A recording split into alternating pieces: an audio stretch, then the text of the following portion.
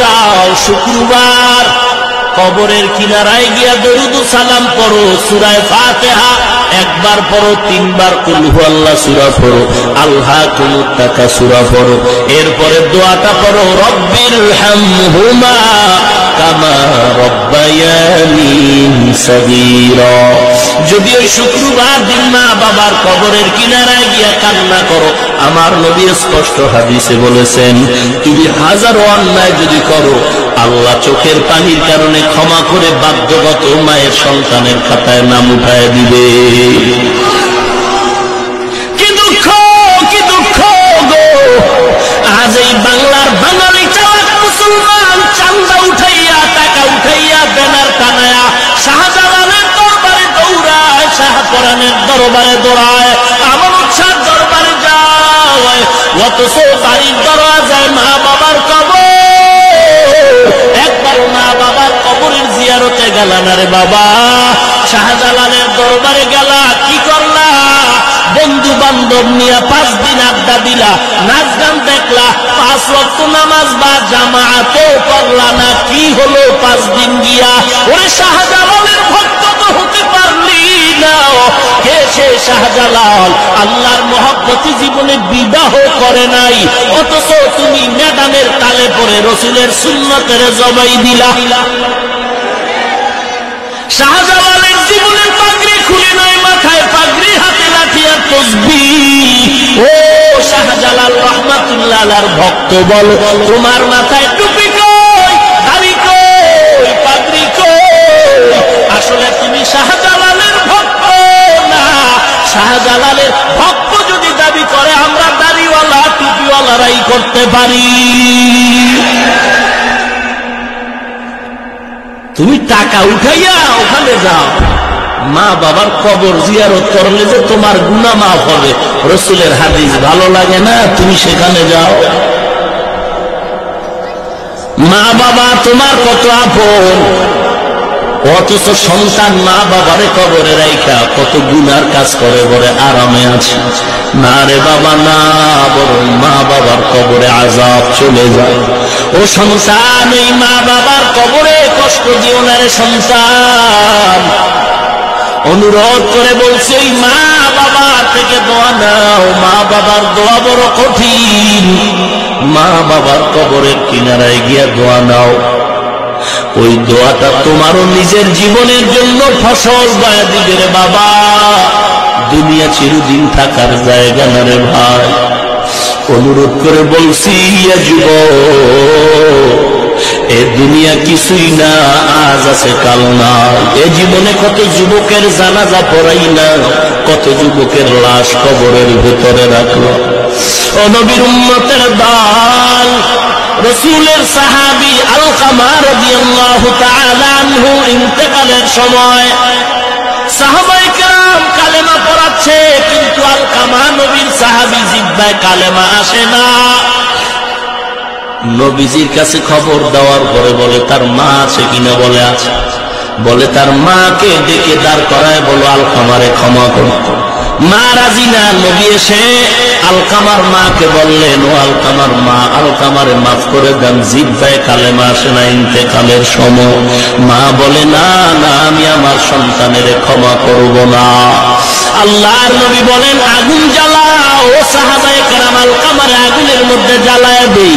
আল্লাহর নবীর কথার পর আলকামার মা চোখের পানি ছেড়ে বলেন, পয়গম্বর, আমি ক্ষমা করে দিলাম, কারণ সন্তানের কষ্ট সহ্য করতে পারি না, আমি মাফ করে দিলাম। মা যখন কথাটা বলল, আলকামার জবানে কালেমা জারি হয়ে গেল।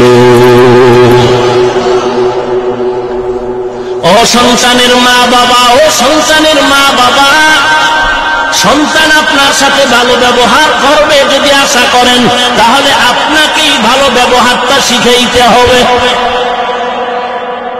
ঈদের 2 দিন আগে সন্তান মায়ের কাছে মোবাইল করে বলে, মা ঈদের বাজার বাবাই করছে। বলে, না করে নাই। বলে, মা বাবারে নিষেধ করো, আমি ঢাকা থেকে ঈদের বাজার নিয়ে আসতেছি। আমি ঈদের রাত আমি বাজার নিয়ে আসবো, ঈদের বাজার আমি নিয়ে আসবো, মা বাবাকে নিষেধ করে দাও। মা বড় খুশি, আমার সন্তান ঢাকা থেকে ঈদের বাজার নিয়ে আসবে। আজ কালকে ঈদ, আজকে সন্তান ঢাকার বাজারে ছুটি নিয়ে সন্ধ্যাবেলায় বাসের টিকিট করলো, মার্কেটে ঢুইকা সন্ধ্যা দুপুর বেলা কয় মা আমি মার্কেটে, বলো তোমার জন্য কি কিনবো।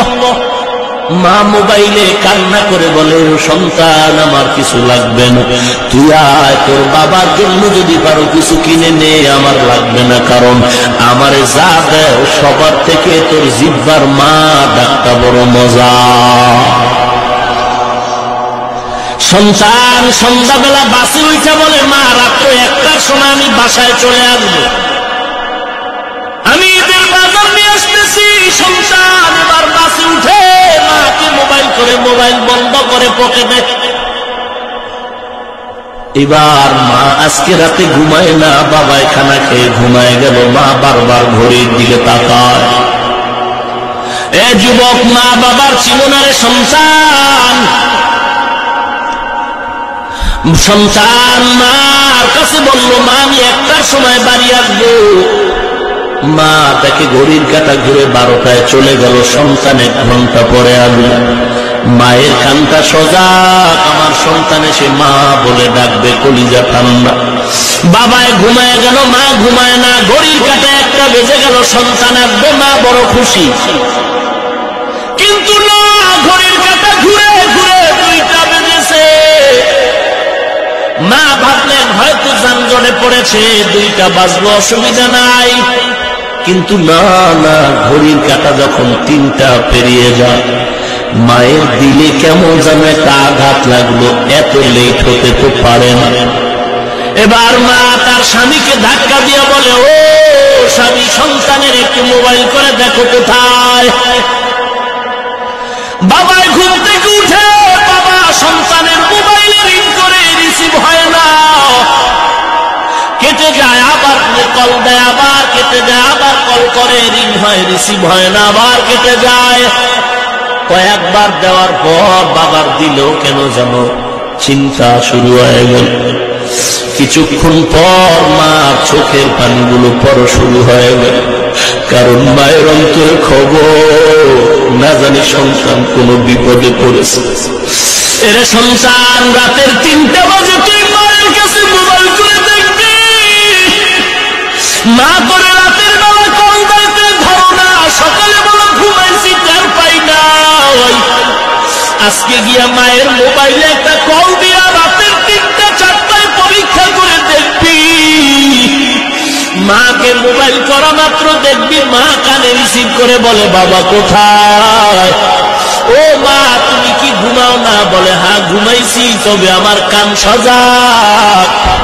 মোবাইলের আওয়াজটা আমার ঘুমটাকে ভেঙে দিছে বাবা, কারণ যদিও ঘুমাই তবে তোর মায়া তোর মহব্বতে আমি সব সময় সজাগ। বাবায় মোবাইল করে পেল না, কিছুক্ষণ বাবা চিন্তায় চুপচাপ। হঠাৎ করে বাবা আবার যখন কল করেছে ধরে না, আবার কেটে গেল। কয়েকবার দেওয়ার পরে হঠাৎ করে মোবাইল রিসিভ হয়ে গেল।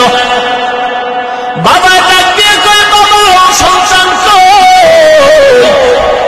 বাবার কানের কাছে মোবাইলে কোনো আওয়াজ নাই, শুনে কান্নার আওয়াজ আর কান্নার আওয়াজ।